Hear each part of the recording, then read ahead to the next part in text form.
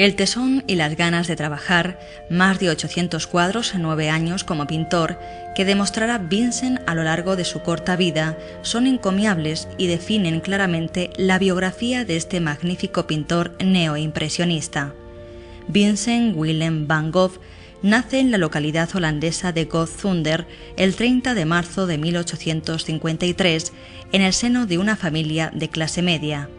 Su padre era un pastor protestante y su madre pertenecía a una importante familia de encuadernadores.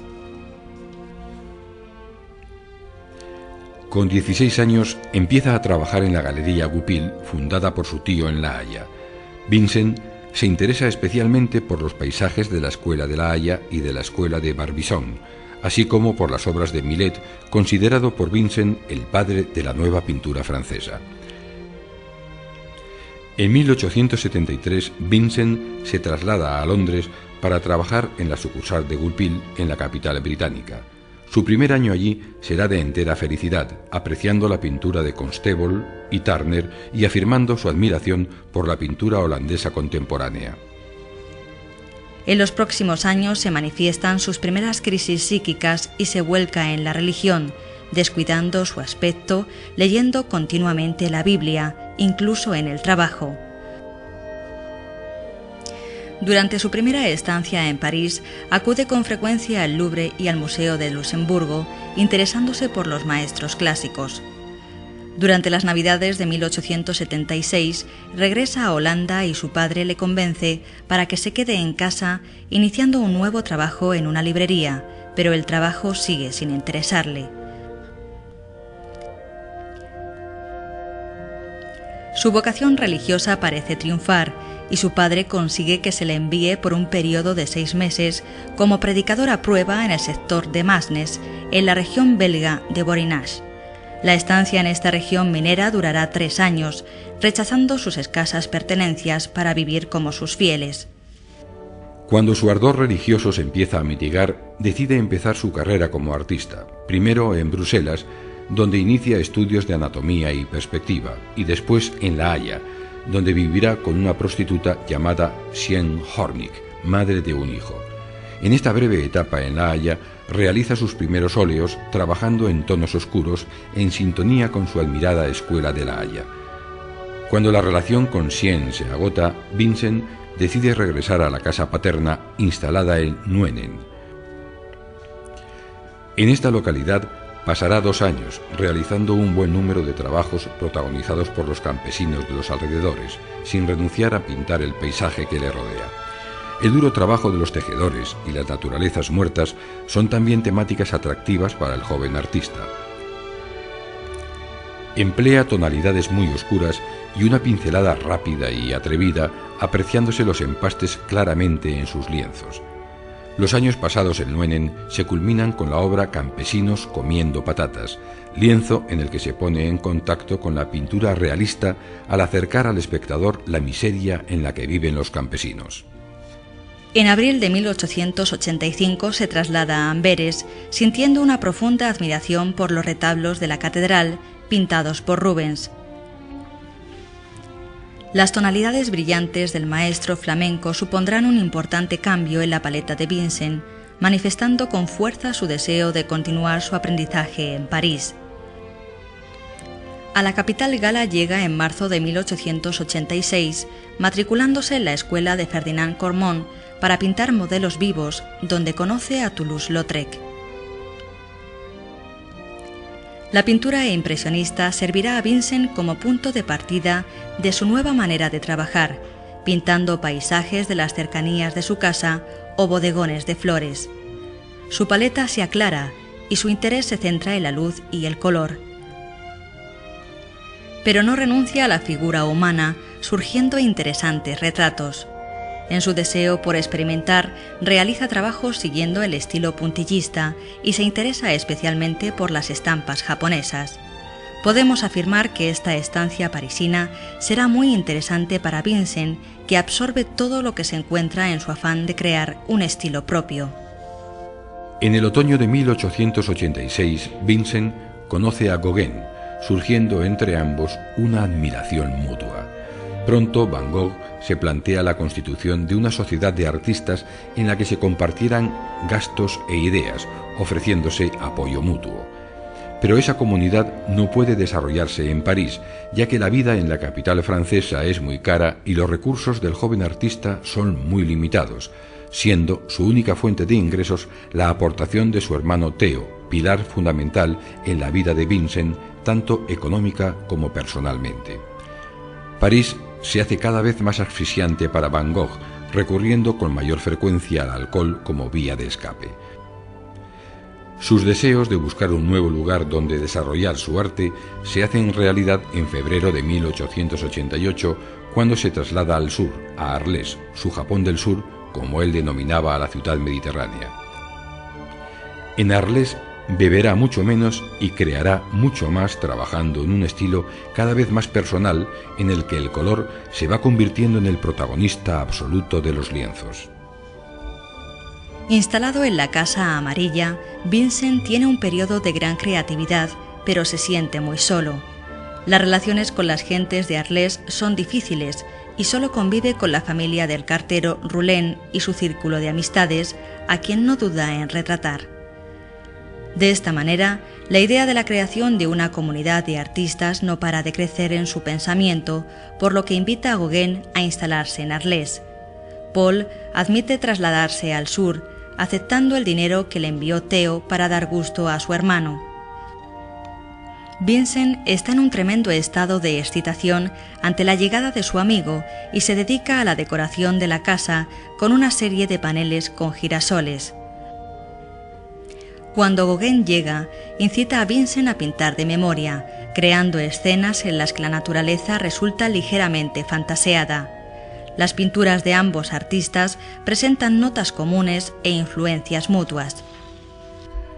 La convivencia entre Vincent y Paul no es fluida y las discusiones cada vez suben más de tono. El fatal desenlace se produce la noche del 23 de diciembre de 1888. Después de haber bebido mucho, discuten de nuevo y Vincent amenaza a su amigo con una navaja de afeitar. Gauguin, asustado, se marcha al hotel y Vincent, arrepentido por el desenlace de la disputa, decide arrancarse el lóbulo de su oreja derecha, entregándoselo a una prostituta para que lo lleve a Gauguin en señal de arrepentimiento. El escándalo fue mayúsculo y la policía acordonó la casa. Vincent es internado en el hospital y delira durante 3 días. En enero de 1890 regresa a su casa y pinta las famosas sillas, así como varios autorretratos en los que se aprecia su mutilación. La soledad en la que se encuentra Vincent es cada vez mayor. Incluso su amigo Roulin es trasladado a Marsella. En febrero, Vincent es ingresado de nuevo en el hospital al cuidado del doctor Félix Rey, ya que padece de insomnio y alucinaciones, imaginándose que alguien quiere envenenarle.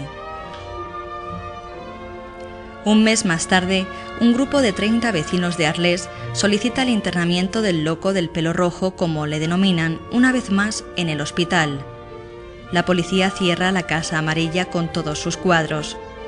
Cuando Vincent abandona el hospital, no tiene dónde alojarse y se instala en 2 pequeñas habitaciones cedidas por el doctor Rey, pero las recaídas son cada vez más frecuentes y el propio Vincent desea ingresar en un sanatorio, lo que ocurre el 8 de mayo.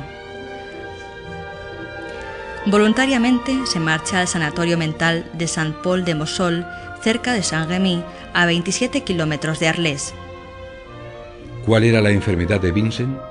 Exactamente desconocemos a qué se debían esas crisis y ataques, surgiendo múltiples hipótesis.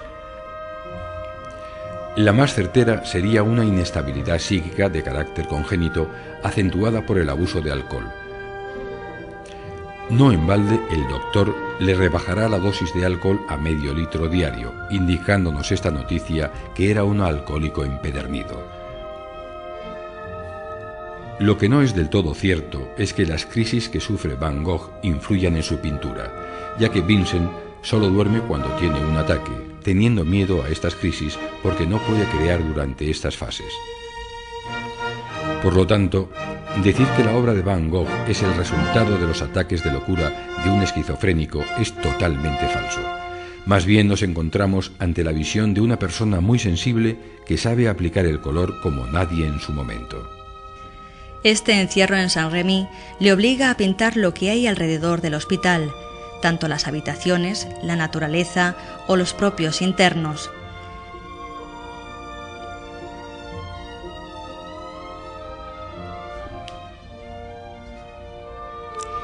Después de varios ataques, en uno de ellos intenta tragarse las pinturas, Vincent recibe la noticia de que Theo va a ser padre, deseando que el pintor sea el padrino del futuro bebé.